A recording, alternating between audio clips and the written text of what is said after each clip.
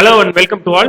So இந்த வீடியோல என்ன பார்க்க போறோம்னு கேட்டிங்கன்னா method of adjustments. So bill by bill எப்படி எனேபிள் பண்றது, தென் அதை எப்படி யூஸ் பண்றது, தென் அதோட எஃபெக்டிவான இம்பாக்ட் எப்படி இருக்கும் அப்படின்றது தான் பார்க்க போறோம். ஸோ வழக்கம் போல இந்த வீடியோவும் கொஞ்சம் ஓவர் லென்த்தாக இருக்க மாதிரி தான் இருக்கும். ஏன்னா ஒவ்வொரு கான்செப்டையும் எக்ஸ்பிளைன் பண்ணி அதற்கேற்ற டெமோ வீடியோவை இந்த சிங்கிள் வீடியோவிலே கொடுக்கலான்றீங்க. ஸோ அதனால ஐ எம் ஷோர் இந்த வீடியோ கொஞ்சம் லென்த்தாக இருக்க மாதிரி இருக்கும். அதே மாதிரி எந்த ஒரு இடத்துல ஸ்கிப் பண்ணிட்டு பார்க்காதீங்க நம்ம சேனல் இருக்க எந்த வீடியோவாக இருந்தாலும். ஏன்னா எந்த இடத்துல என்ன விதமான லூப் ஹோல் கொடுப்பேன்றது இன்கேஸ் லாஸ்ட் வீடியோவுக்கு ஃப்ரண்ட்ல வந்து பார்த்தீங்கன்னா லூப் ஹோல் கொடுத்துருப்பேன். ஸோ இந்த மாதிரி விஷயங்கள் இருக்கனால ஃபுல்லாக பார்த்தீங்கன்னா அதற்கான ஒரு எஃபெக்டிவான ரிசல்ட் உங்களுக்கு கிடைக்கும். ஸோ டைம் வேஸ்ட் பண்ண வேணா வாங்க வீடியோக்குள்ள போகலாம். ஃபர்ஸ்ட் திங் நமக்குன்னு இருக்க டேட்டாவை செலக்ட் பண்ணிக்குவோம். செலக்ட் பண்ணிட்டு உள்ள போனோடனே எனேபிள்மெண்ட், அதாவது ஃபர்ஸ்ட் ஸ்டெப் எனேபிள் பண்றது எப்படி அப்படின்றது பார்த்தீங்கன்னா ஸோ கம்பெனியில் போயிட்டு ஃபீச்சர்ஸில் போயிட்டு செகண்டரி ஒரு ஆப்ஷன் இருக்கு பாத்தீங்களா, enable bill wise entry. So இந்த ஆப்ஷனை எஸ்ன்னு கொடுக்கணும் F11ல. இது ஃபர்ஸ்ட் ஸ்டெப். செகண்ட் ஸ்டெப் வந்து பார்த்தீங்கன்னா எப்பயுமே நம்ம ஒரு விஷயத்தை லெஜர் கிரியேட் பண்றப்போ வந்து பார்த்தீங்கன்னா நம்ம டேலி என்ன பண்ணணும்னு கேட்டீங்கன்னா இந்த மாதிரி தேர்ட் திங்கா மெயின்டைன் பேலன்சஸ் பில் பை பில்லுன்னு இருக்கும். ஸோ அதை எஸ்ன்னு கொடுத்துடணும்.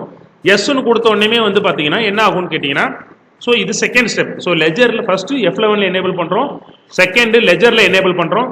தேர்ட் திங் நம்ம வவுச்சர் என்டர் பண்றப்போ வந்து பாத்தீங்கன்னா என்ன கேட்கும்னு கேட்டீங்கன்னா F12ல இந்த ஒரு ஆப்ஷன் இருக்கும். அதாவது sorry one second. So sales voucher, sales or purchase voucher, எந்த வவுச்சர் நம்ம போனோம்னாலும் ஸோ அதுல வந்து பாத்தீங்கன்னா ஒரு ஆப்ஷன் இருக்கும். என்னன்னு கேட்டீங்கன்னா கான்ஃபிகர்ல போனீங்கன்னா use default bill wise details for bill allocation இருக்கும். அதை நோன்னு வச்சுக்கோங்க.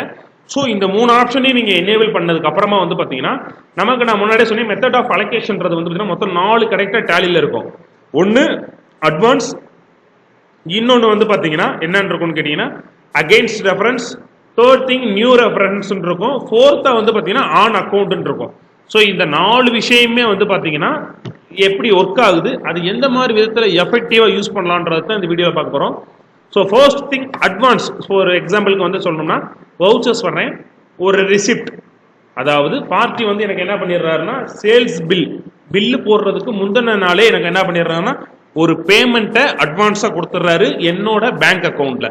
ஸோ இப்போ மார்டின்றவர் என்ன பண்ணிடுறாருன்னு கேட்டீங்கன்னா என்னோட அக்கௌண்ட்டுக்கு ஒரு 15,000 வந்து பாத்தீங்கன்னா சேல்ஸ் பில் ரைஸ் பண்றதுக்கு முன்னாடியே அட்வான்ஸா ஒரு 15,000 கொடுத்துட்றாரு. ஸோ அதை நான் என்ன பண்ணிடுறேன் அட்வான்ஸ்ன்ற கேட்டகரியில சேவ் பண்ணிடுறேன் ரிசிப்ட்ல.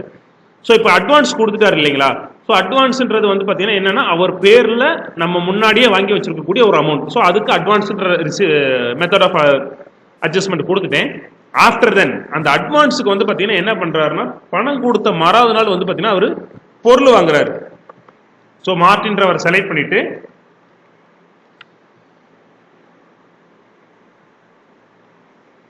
So Martin one second. So மார்டின்றவர் செலக்ட் பண்ணிட்டு வந்து பார்த்தீங்கன்னா அவர் பேர்ல என்ன பண்றேன்னா சேல்ஸ் பில் ரைஸ் பண்றேன். ஸோ அதோட ஐட்டம் நேம் வந்து பார்த்தீங்கன்னா ஃபார் எக்ஸாம்பிள் ஓகே. ஸோ ஒரு ஐட்டம் சேல்ஸ் பண்றேன், எவ்வளவுன்னு கேட்டீங்க அப்படின்றப்ப எவ்வளோ 15,000 கொடுத்தாரு. ஸோ இன்க்ளூட்ஸ் ஆஃப் டாக்ஸ்னு கொடுத்துட்டு 15,000க்கு அந்த பில்லு போட்டு நான் சேவ் பண்ணிடுறேன். சேவ் பண்ணி முடிச்ச உடனே எனக்கு சேவ் பண்ண போறப்போ சேல்ஸ் பில்லில் வந்து பார்த்தீங்கன்னா ஒரு ஆப்ஷன் கேட்கும். அதாவது என்னன்னு கேட்டீங்கன்னா அதே same 4 advance, against reference, new reference, on account. So காமனாக நம்ம என்ன பண்ணுவோம்னா ஒரு புது பில்லை சேவ் பண்றதுக்கு வந்து பார்த்தீங்கன்னா நம்ம எந்த ஆப்ஷன் யூஸ் பண்ணுவோம்னா மெத்தட் ஆஃப் அட்ஜஸ்ட்மெண்ட் யூஸ் பண்ணுவோம்னு கேட்டீங்கன்னா நியூ ரெஃபரன்ஸ் அப்படின்ற மெத்தட் ஆஃப் அட்ஜஸ்ட்மெண்ட் தான் நம்ம யூஸ் பண்ணுவோம். பட் இதுல வந்து பார்த்தீங்கன்னா மார்டின்றவர் நமக்கு அட்வான்ஸ் கொடுத்துருக்காரு இல்லைங்களா. ஸோ அதனால அந்த அட்வான்ஸை ஈக்குவல் பண்ணணுன்றதுக்காக அகைன்ஸ்ட் ரெஃபரன்ஸ் போனோம்னா ஆட்டோமேட்டிக்கா அவர் கொடுத்த அந்த 15,000 அட்வான்ஸ்ன்றது நமக்கு அகைன்ஸ்ட் ரெஃபரன்ஸ்ல வரும். ஸோ அதை செலக்ட் பண்ணி ஜஸ்ட் சேவ் பண்ணிட்டோம்னா போதும், ஆட்டோமேட்டிக்கா சேல் பில் அந்த அட்வான்சஸ்ல கழிஞ்சிரும். ஸோ இப்போ உங்களுக்கு புரிஞ்சிருக்கும் அட்வான்சஸ் அண்ட் அகைன்ஸ்ட் ரெஃபரன்ஸ்ன்றது எதுக்கு வைக்கிறோன்றது. அண்ட் தென் இன்கேஸ் இப்போ வந்து பாத்தீங்கன்னா நான் ஆல்ரெடி ஒரு சேல்ஸ் பில் சேவ் பண்ணி வச்சிருக்கேன் மார்டின்ற ஒரு பேர்ல. இதுல அந்த அகைன்ஸ்ட் ரெஃபரன்ஸ் சொன்னேன் இல்லைங்களா. ஸோ அது எப்படி கிளியர் பண்ணணும்னு கேட்டீங்கன்னா ஒரு ரிசிப்ட் போயிட்டு ஸோ மார்டின் அப்படின்ற ஒரு பேர்ல வந்து பாத்தீங்கன்னா எந்த பேங்க் அக்கௌண்ட் கனரா பேங்க் அக்கௌண்ட்ன்றதுல ஸோ மார்டின்ற ஒரு பேர்ல வந்து பாத்தீங்கன்னா என்னன்னா ஒரு பில் ஒரு 1,20,000 வந்து பார்த்தீங்கன்னா எனக்கு அக்கௌண்ட்டுக்கு உள்ள வருது. ஸோ அப்படி வருதுன்ற பட்சத்தில் இந்த அகைன்ஸ்ட் ரெஃபரன்ஸை செலக்ட் பண்ணனாலே போதும். என்னைக்கு போட்ட பில்லு 10 ஏப்ரல் 24 நான் இவருக்கு ஒரு சேல்ஸ் பில் போட்டிருக்கேன், அதுக்கான அமௌண்ட்டா வந்து பார்த்தீங்கன்னா இது கொண்டு வர்றாரு. ஸோ இதுலயே உங்களுக்கு கான்செப்ட் புரிஞ்சிருக்கும். என்ன ஒரு விஷயம் கேட்டீங்கன்னா இந்த அகைன்ஸ்ட் அட்வான்ஸ் அண்ட் அகைன்ஸ்ட் ரிசிப்ட்ன்றது ரெஃபரன்ஸ்ன்றது நமக்கு உண்டான அட்வான்ஸை வாங்கிட்டு இந்த அகைன்ஸ்ட் ரெஃபரன்ஸ்ன்றது என்னன்னு கேட்டீங்கன்னா ஆல்ரெடி நம்ம எக்ஸிஸ்டிங்காக சேவ் பண்ணியிருக்க பில்லுக்காக இருக்கட்டும், இல்லை ஆல்ரெடி நம்ம எக்ஸிஸ்டிங்காக வாங்கி வச்சிருக்க அட்வான்சஸ்க்காக இருக்கட்டும். ஸோ அது எல்லாத்தையும் ரீபேமெண்ட்டோ இல்லை ரீரிசிப்டோ வைக்கிறதுக்காக வேண்டிய வந்து யூஸ் பண்ணுறதா இந்த அகைன்ஸ்ட் ரெஃபரன்ஸ். ஓகேங்களா? ஸோ இது முடியவிட்டு வந்து பார்த்தீங்கன்னா நியூ ரெஃபரன்ஸ்ன்றது உங்களுக்கு அஸ்யூஷுவல் தெரிஞ்சிருக்கும்.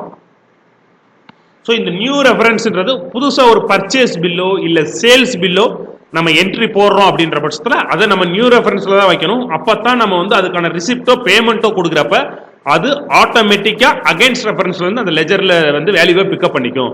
தென் ஃபோர்த் ஒன்னா இருக்கிற ஆன் அக்கௌண்ட், இது எதுக்கு சார் அப்படின்ற பட்சத்தில் என்னன்னு கேட்டீங்கன்னா, ஸோ இந்த ஆன் அக்கௌண்ட்ன்றது ஃபார் எக்ஸாம்பிள் இப்போ நம்ம ஒரு டீலர்ஷிப் எடுக்கிறோம், நம்ம பேர்ல ஒரு பர்டிகுலர் அமௌண்ட்டை அந்த டீலர்ஷிப்புக்காக டிஸ்ட்ரிபியூஷன் கொடுக்குறவங்கள்ட்ட வந்து நம்ம பே பண்ணுவோம். ஸோ அந்த மாதிரி அமௌண்ட் வந்து பார்த்தீங்கன்னா லெஜர் வேல்யூல இருக்கும். பட் அது வந்து எந்தவித கணக்குக்கோ இல்லை எந்தவித அட்ஜஸ்ட்மெண்ட்டுக்கோ கொண்டு வர முடியாது. அதைத்தான் வந்து பார்த்தீங்கன்னா நம்ம என்ன சொல்லுவோம்னா ஆன் அக்கௌண்ட்ன்றதை போஸ்ட் பண்ணுங்கன்ற மாதிரி சொல்லுவோம். ஸோ இந்த 4 விதம் தான் வந்து பார்த்தீங்கன்னா மெத்தட் ஆஃப் அட்ஜஸ்ட்மெண்ட்ஸில் வந்து நமக்கு யூஸ் ஆகிற விஷயம். ஐ ஹோப் டெலிவரி பண்ண வேண்டிய விஷயத்த எஃபெக்டிவாக அண்ட் தென் என்னால் முடிஞ்ச அளவுக்கு பெட்டர் வேலையே வந்து கன்வே பண்ணியிருக்கேன்றதை நம்புறேன். ஸோ இதில் வேற ஏதாவது உங்களுக்கு டவுட் இருக்குது அப்படின்ற பட்சத்தில் கீழே கமெண்ட்ல சொல்லுங்கள். அதுக்கான வீடியோ வந்து பார்த்தீங்கன்னா நெக்ஸ்ட் வீடியோ போஸ்ட் பண்ணுறேன். ஸோ தேங்க்யூ, தேங்க்ஸ் ஃபார் வாட்சிங். இதே மாதிரி இன்ட்ரெஸ்டிங்கான நெக்ஸ்ட் வீடியோவில் மீட் பண்ணலாம். So thank you.